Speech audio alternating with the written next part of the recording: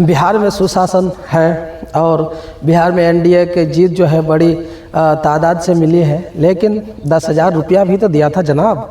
वो 10,000 रुपया भी तो याद कीजिए, जो 10,000 रुपया आपको वोट के कुछ दिन पहले ही दिया जाता है और उस वोट का जो है आपको दरअसल कीमत चुकाया जाता है और 10,000 के रुपये के बदले में ही आज आपका घर भी तोड़ा जा रहा है।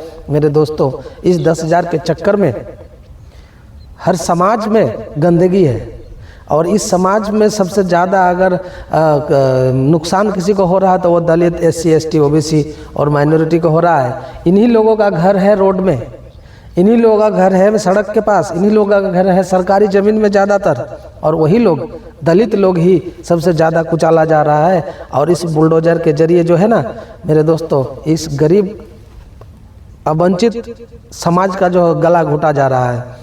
अभी आप देखिए, सरकार का तारीफ भी करनी है और सरकार से सवाल भी करनी है, लेकिन आप 10,000 दे के जो इस तरह से बुलडोज करके पूरा ज़मीन खाली करवा रहे हैं, अतिक्रमण वाला ज़मीन, तो कम से कम उसके लिए मुआवजा का भी तो तैयारी कीजिए। वो लोग बेचारा लोग कहाँ जाएगा जिनके पास एक धूल भी ज़मीन नहीं है, 1 डिसमिल भी ज़मीन नहीं है, वो जाएगा कहाँ? उसको भी तो अपना देश में ही रखना है ना मेरे दोस्तों। सरकार से मेरा अनुरोध है, जो जिन लोगों का घर इस तरह से तोड़ते हैं, बुलडोज करते हैं, उन लोगों को रहने का भी तो कुछ व्यवस्था करके दीजिए।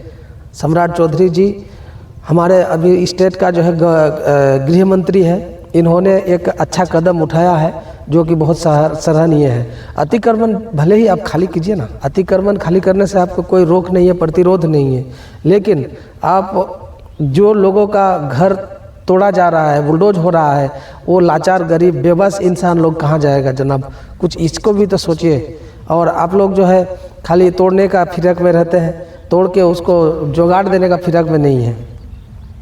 बहुत गरीब ऐसा है जिनका मतलब किसी तरह से मेहनत करके काम करके दिन मजदूरी 200 रुपया 100 रुपया कमा के किसी तरह से सरकारी प्रॉपर्टी में ही सही, लेकिन वो घर तो बनाया था, आज उस घर को जो उसके सामने नज़र के सामने तोड़ दिया जा रहा है तो उसके दिल पे क्या बीतता है।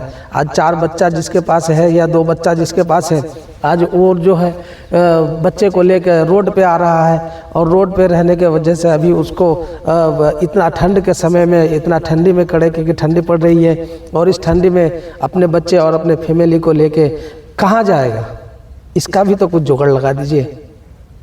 बहुत सारे जगह है सर जो अतिक्रमण से ग्रासित है, लेकिन उस जगह को भी खाली करना है। बहुत सारा जो है रोड के बगल में हो या स्कूली ज़मीन हो या और बहुत सारा ज़मीन जो है वो सब जो हथिया के रखा गया है, तो ये तो आप छुड़ा रहे हैं, बहुत अच्छा काम है, लेकिन उसका भी ख्याल रखिए जो पहले से उस जगह में रह रहा है और आज से तकरीबन 40 साल 50 साल पहले से रह रहा है, उस जगह को अचानक से खाली करने के लिए आप नोटिस करते हैं और इस नोटिस के ज़रिए 2 दिन का समय दिया जाता है, 1 दिन का समय दिया जाता है और पूरा जो है जमी ध्वस्त करके बराबर कर देते हैं।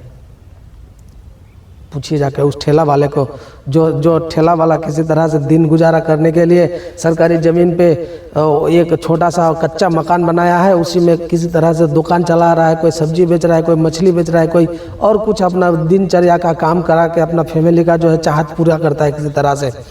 आज उस फैमिली का जो है एगो आशियाना होता है, उस आशियाना को जो है आपने तोड़ने का काम किया है। सिर्फ उसी विभाग को मत देखिए, और भी विभाग है, आप अतिक्रमण हटाइए, लेकिन उसके साथ साथ और भी काम है। RTO वाला को भी सबक सिखाइए। RTO में जाइएगा अभी कुछ काम के लिए तो आपको बिना घूस का कोई काम होता नहीं है, और सिस्टम का जब पता लगाने जाया जाता है तो पता चलता है कि पूरा सिस्टम जो है ब्लॉक लेवल से, पंचायत लेवल से लेकर ब्लॉक लेवल तक और SDO लेवल तक, अनुमंडल लेवल तक जो है पूरा करप्ट है। और इस करप्शन के लिए जो है ना आम नागरिक ज़्यादा परेशान है। इसके ऊपर सरकार को तवज्जो देना चाहिए। जब तक ये ब्लॉक का RTPS सिस्टम अगर सही नहीं होगा तो फिर मुश्किल है। कोई गरीब आदमी अगर किसी तरह का कोई कागजात बनाने जाएंगे, जाति, आय, निवास और किसी भी चरित्र सर्टिफिकेट हो या मोटेशन का काम हो, या बिजली का शिकायत करने के लिए भी जाएगा तो उससे पहले घूस लिया जाता है। एक लेटर देने के लिए भी आपको 50 टका 100 टका देना पड़ता है। जब तक नहीं दीजिएगा 100 टका 200 टका घूस, तब तक आपका लेटर का सुनवाई नहीं होगा। आपके घर में जो बहुत सारे बिजली का मीटर है, उस मीटर में बहुत सारे गड़बड़ियाँ होती है, और उस गड़बड़ी लगाने के लिए तो बिजली विभाग वाला आके उसका मिस्त्री लगा के चला जाता है, लेकिन उसमें अगर कोई त्रुटि निकलता है और उसके लिए शिकायत आप करना चाहिएगा उससे, तो बोल रहा है हम इसका जिम्मेदार नहीं है। तो जिम्मेदार कौन है बताइए? वो बिजली विभाग वाला मीटर में लाइन बिल लेने के लिए, बिजली बिल लेने के लिए आएगा और वो मीटर में गड़बड़ी है, लेकिन वो उसका सुनवाई नहीं करेगा। जो मिस्त्री लगा के जा रहा है आपके घर में, उससे अगर आप शिकायत करने जाइएगा तो एक ही बात बोलता है, जो इसका जिम्मेदारी हम लोग का नहीं है, ये कंपनी की तरफ से आया हुआ है। तो अरे मेरे भाई, जब कंपनी की तरफ से आ रहा है तो आप लोग लगाने मत आइए ना। कंपनी को पता चल जाएगा जो मेरा वर्कर काम नहीं कर रहा है, और वर्कर काम नहीं कर रहा है किस लिए नहीं कर रहा है? जो मेरा प्रोडक्ट में जो है कुछ नुक्स है और मेरा प्रोडक्ट में कुछ खराबी है, इसी वजह से जो है मेरा बिजली विभाग का जो मिस्त्री, ऑपरेटर है, इंजीनियर, जेआई साहब है, ये सब लोग काम छोड़ रहा है मेरा, तभी वो लोग अपने आप सुधार करेगा अपना प्रोडक्ट का। लेकिन आप लोग वो शिकायत देने तक के लिए भी तैयार नहीं होते हैं। मरता है आम पब्लिक। हर जगह में देखिए, अभी पूरा बिहार में जो है 125 यूनिट फ्री है, लेकिन बिल जब आता है ना दोस्तों, मेरे दोस्तों देखिएगा, जो कम से कम 200-250 रुपया बिल आ ही जाता है इसे भी महीना में। जो नॉर्मल घर का जो ये है, मतलब क्लासिक जो ये है कनेक्शन लिया हुआ है, उसका भी बिल आ जाता है। कॉमर्शियल वाला का तो आता है, वो तो किसी तरह से माना जाता है, लेकिन घर में इस्तेमाल होने वाले बिजली का भी सेम बिल आ ही जाता है। 125 यूनिट के बाद ज़्यादा तो इस्तेमाल करता नहीं है, फिर भी देखिएगा 150-200 रुपया आ ही जाता है। बहुत सारा शिकायत ऐसा है। तो आप लोग एक ही तरह का जो है खाली विभाग में जोर लगाइएगा तो कैसे होगा?